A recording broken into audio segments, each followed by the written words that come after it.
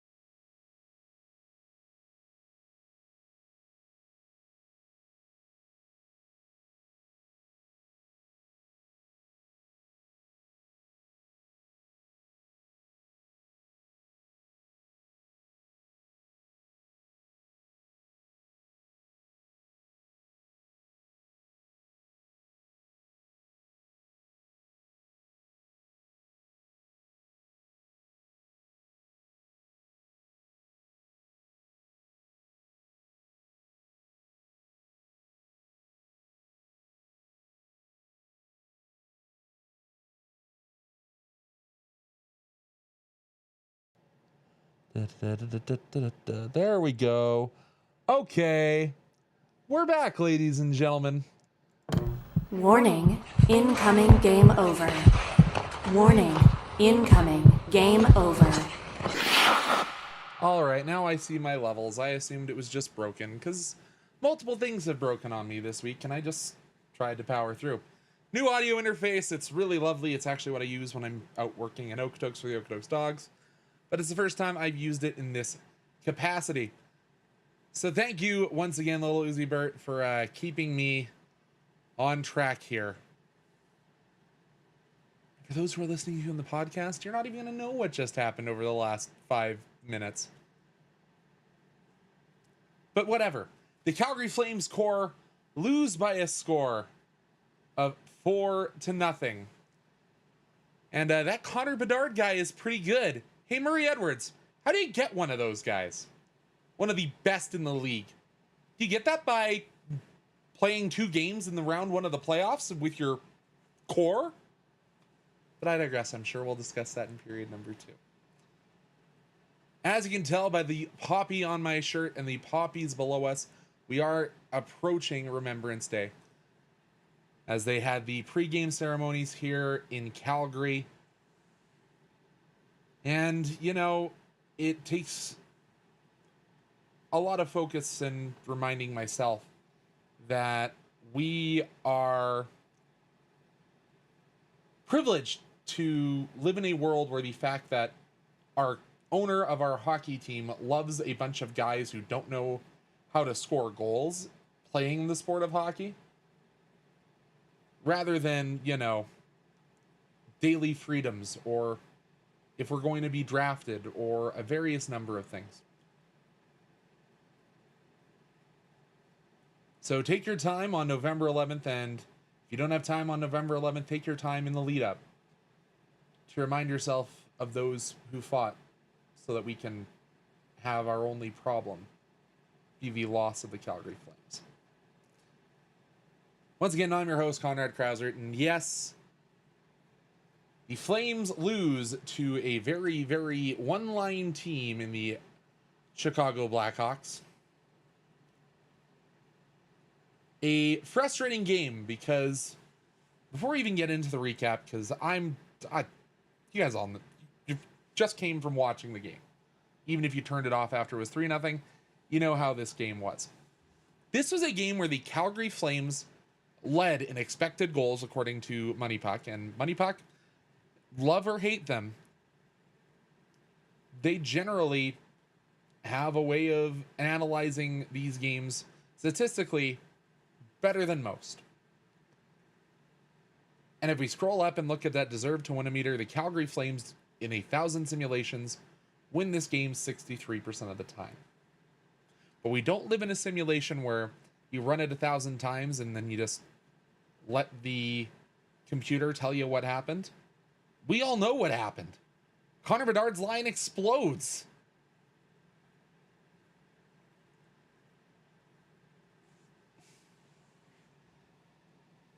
But gosh darn it, would it be nice to have a player who has, what was it? I posted it here in a response on Twitter, which I am easing my way back on. Don't get at me for that. But 5 goals and 9 assists in the last 7 games. Okay, let's look at this. I don't have the facts in the matter up in front of us here, but how many of our players have, 14 points in the last 7 games?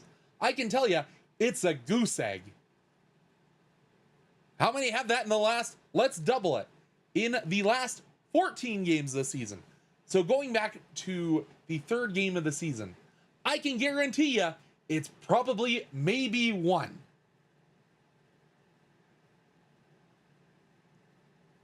Now, I know I met with one of the owners of the Calgary Flames on Wednesday at the game, so he is likely watching what I say here, and hey, this could affect my employment in the future, but I have to say it. This was an abomination of a game. And it's not just because you lose your potential superstar in Parekh to an injury. You let your potential generational goaltender get shelled for what? The 9th, 10th time this season? But these players that you and whatever hive mind exists, whatever the structure is, because none of us really know as hockey fans. We don't know what's going on behind the scenes. We know that Craig Conroy is the general manager and that this Calgary Flames team is in a work in progress mode, but it's not a rebuild because we can't say that word in Calgary.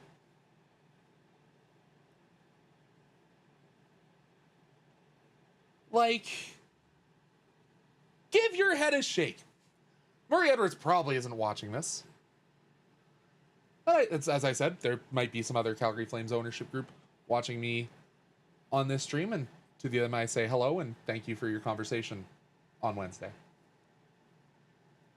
But when the person who has controlling interests in this team comes out and says, I like this core, this is a good core, I'm not considering trading Nazem Kadri, it's time for the other owners to potentially step up and say, number one, you need to stop talking to the media, my dude. Maybe worry more about how the budget's going to affect the NRL. So Matt C answering in my question that wasn't a question. Nazem Kadri leads our team this season with 11 points. So not even matching what Connor Bedard has done in the last 7 games. Thank you, Matt C. But on the Murray Edwards thing, you are a smart businessman. All of the owners are. They have done incredible, amazing things with their money. From the Siemens family and the rest of the ownership group, bringing the Flames here with the Seaman family, their investment in the Okotoks Dogs, for the Libans and all of the other ownership families. You've done so many amazing things in business and for this city. But it's time to admit that you might not hold all the cards when it comes to knowing what this Calgary Flames team needs. You hire incredibly talented men and women in that front office. You had one of the smartest minds that unfortunately this awful disease that is ALS has taken from us in Chris Snow. You brought him in and let him build a castle that you need to believe in. You need to believe in those men in the front office and stop making comments and stop meddling. We've seen what meddling does in a team that's just over those Rocky Mountains. The Aquilini family, for years and years, held that team back because they thought they knew better than the people they employed, who they employed specifically to understand, evaluate, and know this sport. And if you aren't going to listen to those people, listen to the people who buy the tickets to go to your game. Because I'm not looking at your numbers. I'm not opening the books. I'm not able to. This isn't soccer where all of that is public reporting. But I would love for whoever does your analysis of tickets buying patterns for a game like today to tell you how many of those people buy tickets when it is Sidney Crosby, Connor Bedard, Connor McDavid coming into your building. And what do all 3 of those players have in common with the young demographic who wants to see a superstar? Those are first overall picks. Now, how do you get those? How do you get those? Yes, by being generationally bad. Something that this Calgary Flames team has not been since moving from Atlanta. I understand that is an incredibly scary prospect. But boy howdy, it is time. I understand that it is a vocal minority on Twitter, Blue Sky, social media in general, that is saying we are ready to watch this team rebuild. It's a vast minority of people that go on social media. But it is time to understand that the fans of this squad need you to listen. Because you're building this new building, Scotia Place. I'm going to call it the Fireplace because I think it's a better name. There are not going to be bums in those seats if this team continues this way.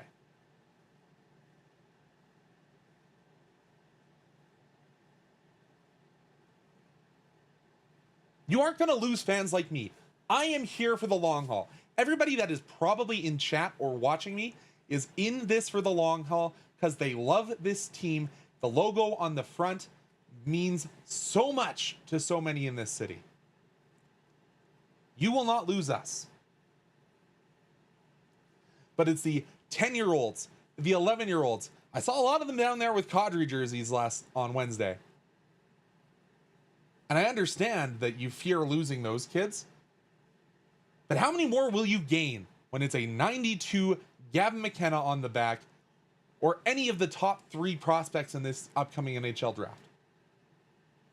Because I can tell you, I'm starting to see Parekh jerseys wander the Saddle Dome. We already know that there is a huge uptick in Dustin Wolf jersey sales. But boy, oh boy, to hear this, the majority owner of the Calgary Flames saying, I like this core. I don't want to move this core. I understood that when you had your, I'm going to hold this up and do the influencer thing, your 1K Kadri that cost you money, all that branding, and hey, you didn't want to have to say, oh, we bought this silver stick and we can't hand it out because he's not here anymore. I understand all that. Much love to Nazem Kadri for the games he's played here. And obviously he's a fan favorite and a great hockey player. But boy, howdy, this team needs a lot of things to change. Okay, with that out of the way, let's go quickly through the Calgary Flames scoring summary for the day, or rather, the Chicago Blackhawks line 1 scoring summary for the day. Flames hold their own. They actually are really good in the face-off dot in the first period, but they take a penalty. It was the high-sticking penalty to Frank Nazar, taken by Rasmus Andersson. Ends up in the back of the net. Tyler Bertuzzi, you know, I would have liked to see Jamie Pringle at least challenge this one, but you don't want to give the penalty away for the delay of game or whatever they're calling a penalty challenge. Like, and maybe it is Jamie Pringle when they went to Toronto. He, as they said on the broadcast, he went into the command center and said, what is a goal and what isn't? Maybe they've provided him with video that if you're kicking, but the contact isn't with your foot, it's with your shin, that's a good goal. I apologize for bonking you, chat. Maybe Jamie Pringle knows more than all of us watching at home, but I think you have to challenge that one. Regardless, it counts. Fifths and butts for Candy and Nuts. Chicago goes up 1-0. But the COVID denier wasn't done there. Okay, maybe not a COVID denier, maybe skeptic in the effectiveness of vaccines. If anyone remembers that from the COVID season. He scored another, and this was a snapshot off a quick exit of the zone.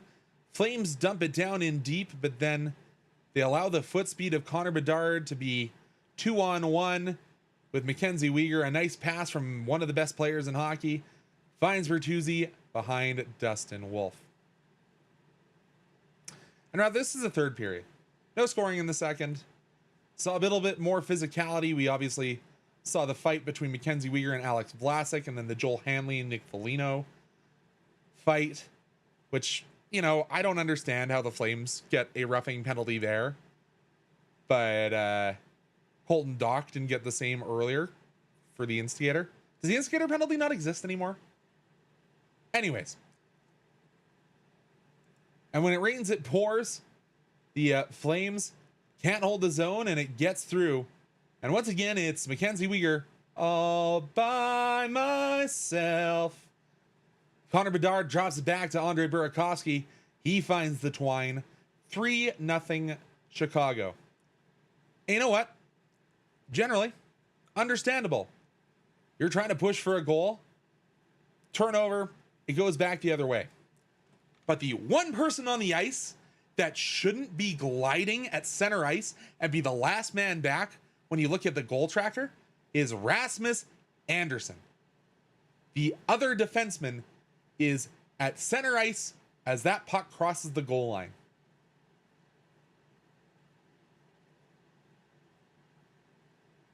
It is that lack of try that drives me nuts. And it has all season. And it's not going to get any better as the Flames continue a downward spiral in the results department.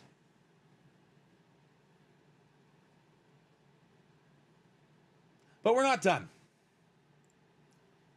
Flames, again, they pulled their goalie. They tried to push for a goal. They try and use their power play setup.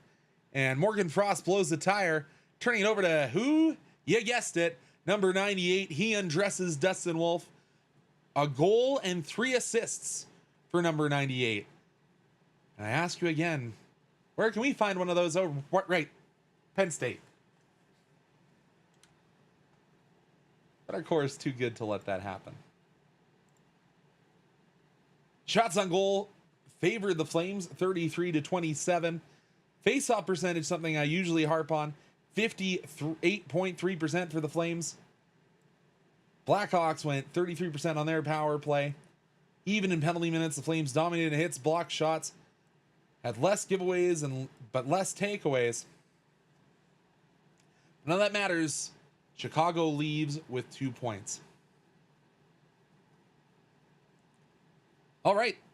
How about that? Let's do a 22-minute. Well, let's make it 15 after the audio takes. Period number 1. So let's bring out period number 2, where we talk about an injury. Flames have been lucky to only have the preseason injuries to deal with at this point. But unfortunately, according to Ryan Huska, Zane Parekh will miss a little bit of time. What that means, who knows? It sucks.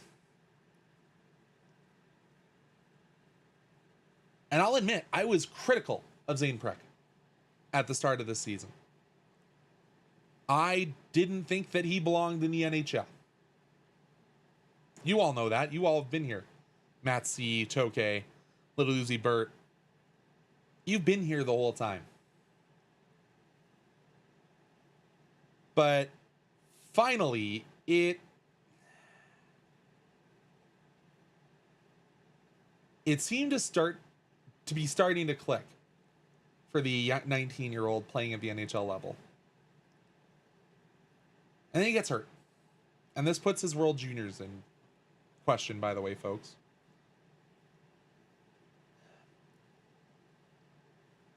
And to me, that brings more questions about the development that the Flames are going for. Because should he be in the WHL or OHL, Canadian Hockey League, working this year, playing against guys that are about his size? Because as I've said, and as everyone knows, if you're a hockey fan, he can't play in the AHL this year due to his age and the whole agreement with the Canadian Hockey League.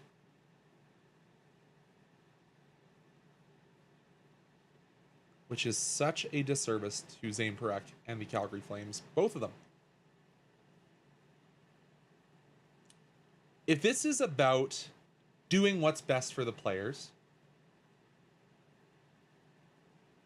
the NHLPA, which Zane Parech's barely been a member of for 10 games, needs to stand up and say to the CHL, we need to figure out a way that guys like Zane Parekh, guys like Shane Wright, guys that are too good to go back to their junior teams, but not good enough to be in the NHL, how there can be compensation arranged or whatever, so these exemptional players can continue to develop.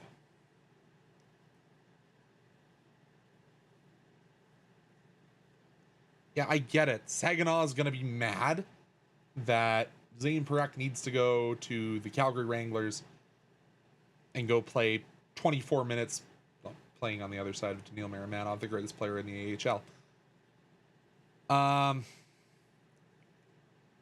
But like, if the CHL really cares about development of players, they need to get their heads out of their rear ends and recognize that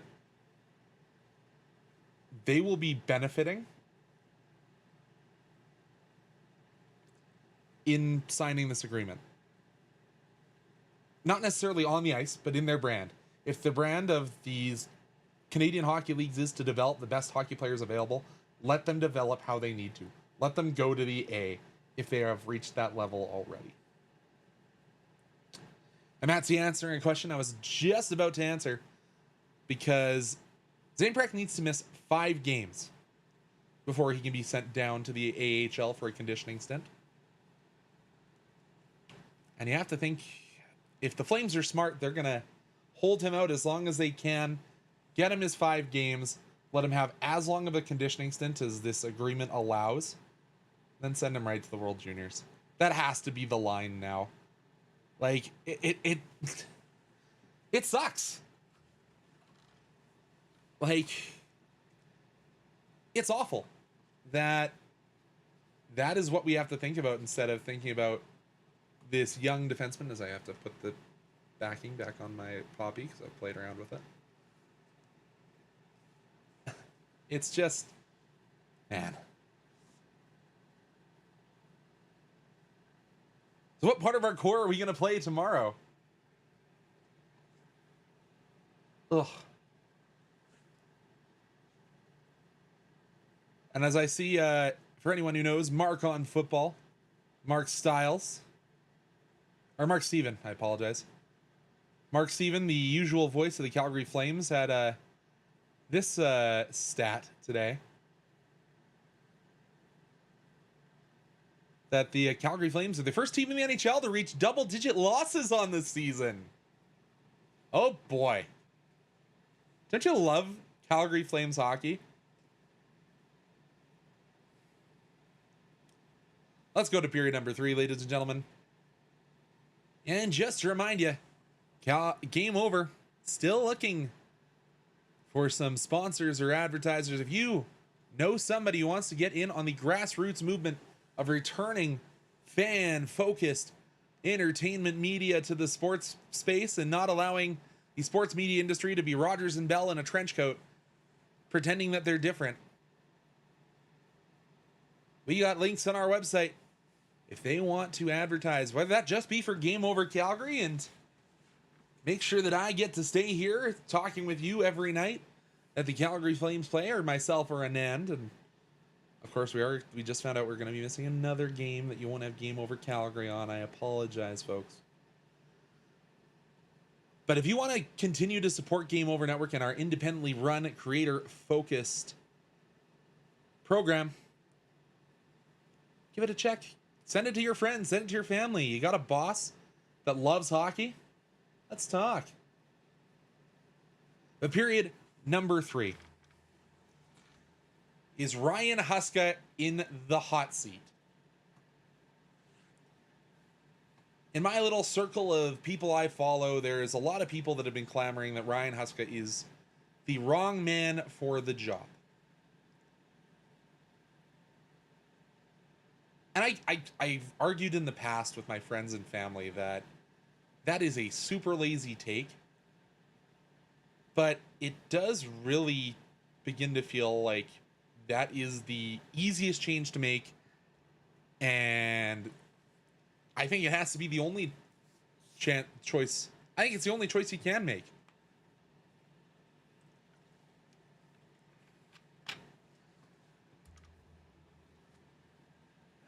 Because, as we all know, there is no way for this Calgary Flames roster to change 22 of 23 guys, or 22 of 23 guys. Everybody that's not Zane Parekh or Dustin Wolf. That can't happen in season. It can't likely happen over an off season. There's one guy that you can change, or two guys really, that you can change at the drop of a hat. That's Ryan Huska and Craig Conroy.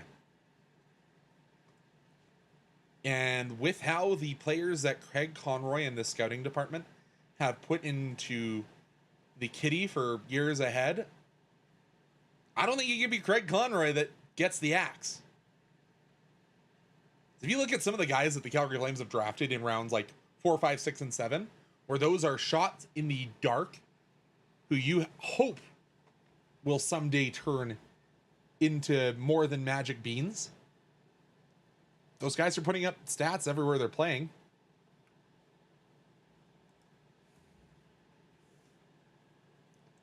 So I don't think it's Craig that gets the axe.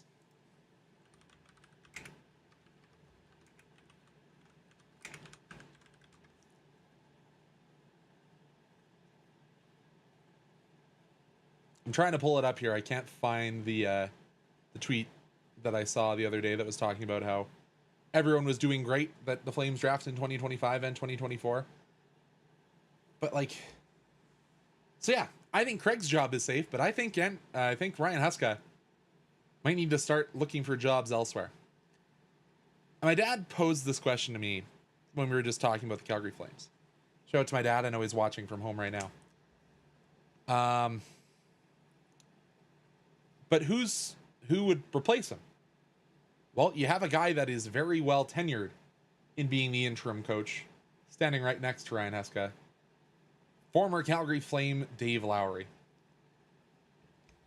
Is he the best coach out there? No.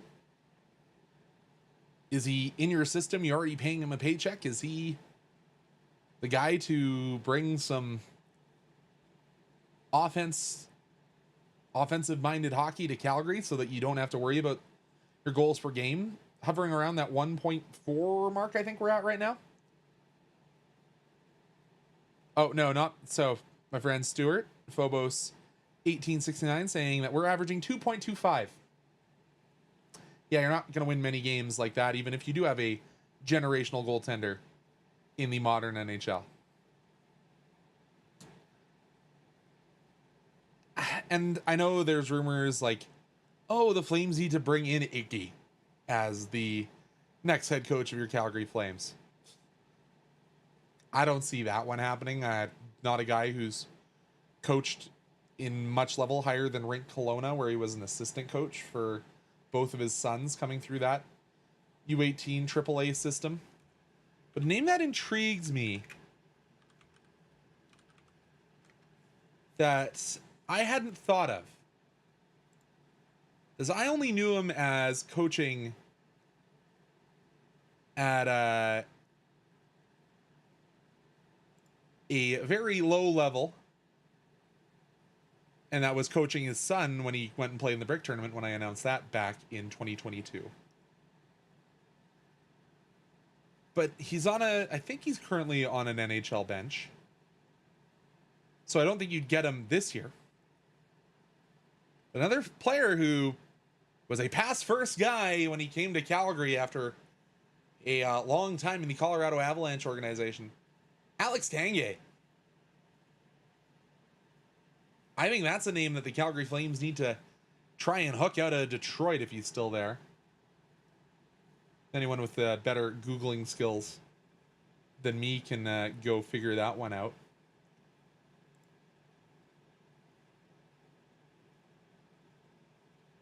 Let me see, do they list their coaching staff?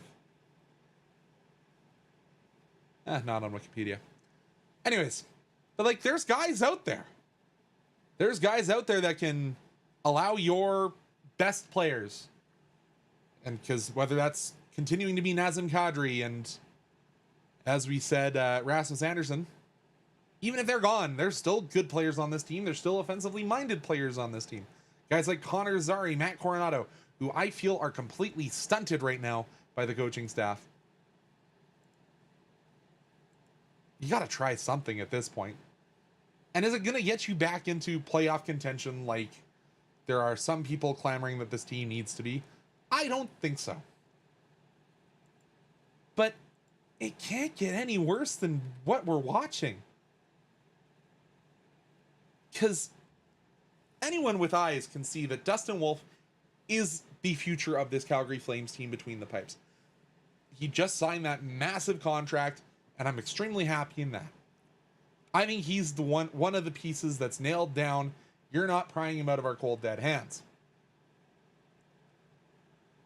But I think you need to start rotating all the other deck chairs on this Titanic. Or maybe it's more the Olympia. I'm not the right person. We don't have Denim Man in chat. I'm sure he'd be able to straighten my thoughts on those two naval liners. We've gone from Calgary Flames to me thinking about naval liners. That's how tough this one was, ladies and gentlemen. But yeah, it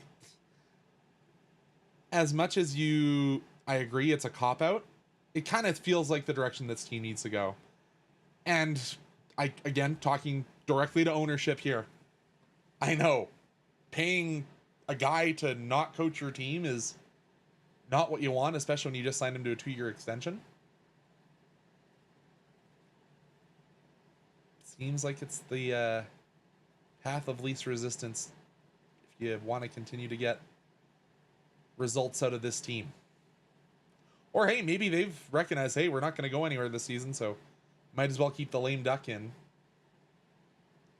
Remember what happened to a certain team just up the highway from us when they kept lame duck coach after lame duck coach and said, oh, eventually we'll be good.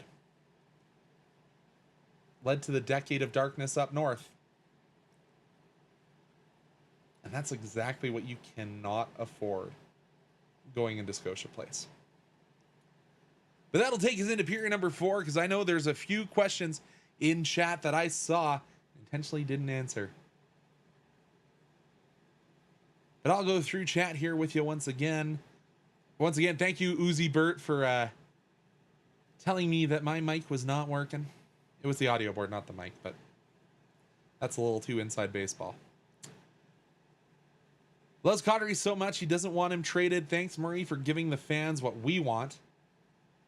Well, that's what happens when you are the controlling ownership partner. You get to make those decisions at the end of the day. He owns 55% of the Flames.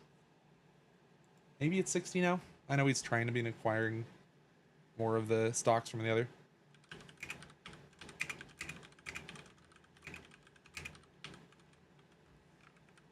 Let's see if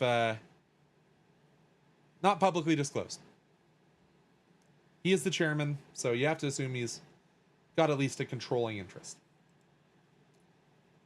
Talking about inside baseball. He gets to tell us what we want. And if we aren't happy with it, we can voice our displeasure like I have on this program, or numerous others are doing on X and Instagram. If you want to hear about somebody who's way madder about this than I am, go watch James Johnson, friend of the show. James Johnson YYC.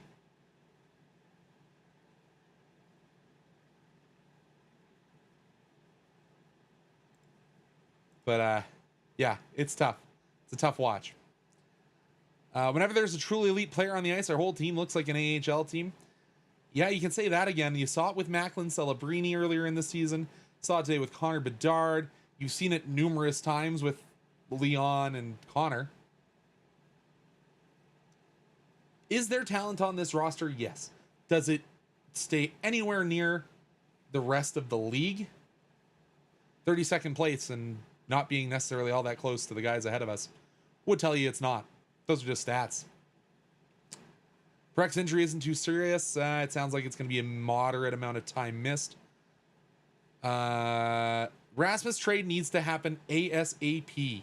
He is so checked out and his value is dropping by the game. I'm in complete agreement. As much as I like the Razzie stare and the defensive game that is brought by Rasmus when he is on, it hasn't been on this season. And this is the only point that I will give the, oh, you can't change Huska, you need to change Craig Conroy. Craig needed to trade him before the season. You can say, as you can swear up and down the hallways of the Saddle Dome that his contract status isn't affecting the other players on this team. It has to be.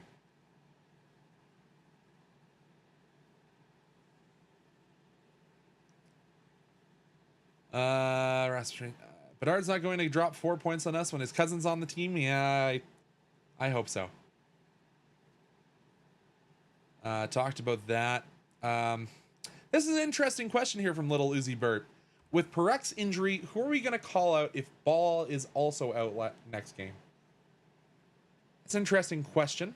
You'd have to assume you'd have to put somebody on the IR. Which all likely probably is Parekh.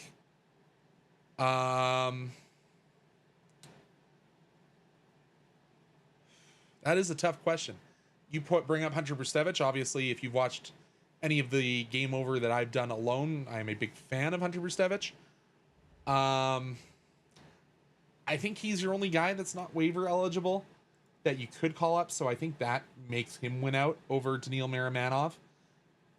Because I think with his AHL numbers, if he comes back up, I think he might actually get claimed. Which, is that the worst for the Calgary Flames? I don't know. But boy, oh boy, it makes me wish we had a guy named Ilya Solovyov sitting ready and waiting. But we don't. That was Matt C bringing up Hunter Brustevich.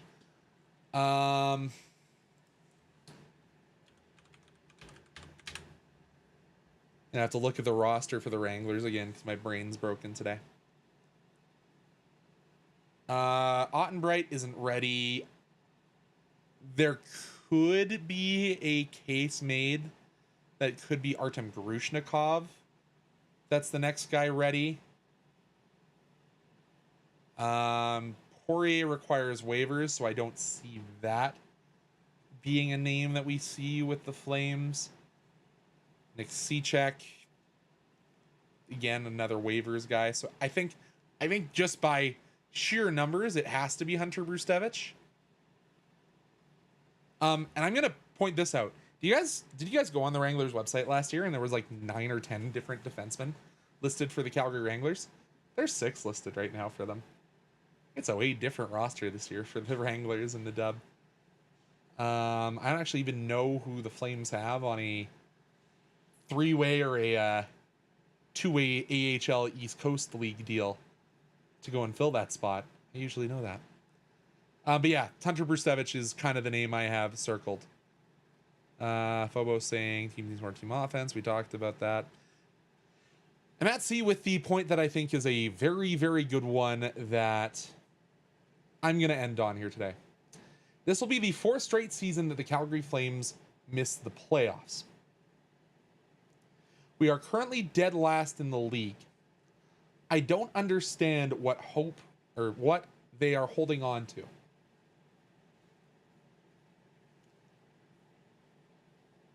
Ownership and management and coaching is holding on to the memory of the Flames of last year that played way above their heads.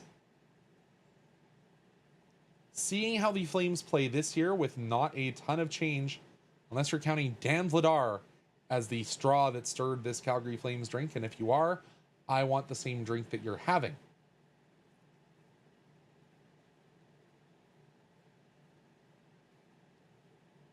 This team is not going to magically turn into what they were last year. The effort isn't there. The buy-in seems to not be. And a lot of players have regressed. Call a spade a spade. I might have been mourning a team a year in advance. Because boy, oh boy, are they making me regret having hope when I sit in this chair for most nights of Game Over. But regardless, I love this squad. I love this team. I love this city. Most of all, I love you guys in chat for turning in every night, being here with me so I'm not just yelling into the clouds. So once again, thank you very much for tuning in. This has been Game Over Calgary. Once again, huge shout out to Little Uzi Burt for letting me know I was screaming into the void. Thank you so much to Anand for handling the game alone against the Columbus Blue Jackets. Just going to let you know who's handling the next few games because I can't remember off the top of my head. Let's go to my... Gotta hit a bunch of links to get there. Oh, it is going to be Anand handling Sunday when the Wild come to town. And the Calgary Flames then on Tuesday take on the St. Louis Blues. Hopefully we won't be singing the blues. Hopefully Anand will have a wild time. The Calgary Flames look to get back in the win column on Sunday. But today, a bit of an embarrassing loss. The Flames fall 4-0 to the Chicago Blackhawks. We'll see you again soon, folks.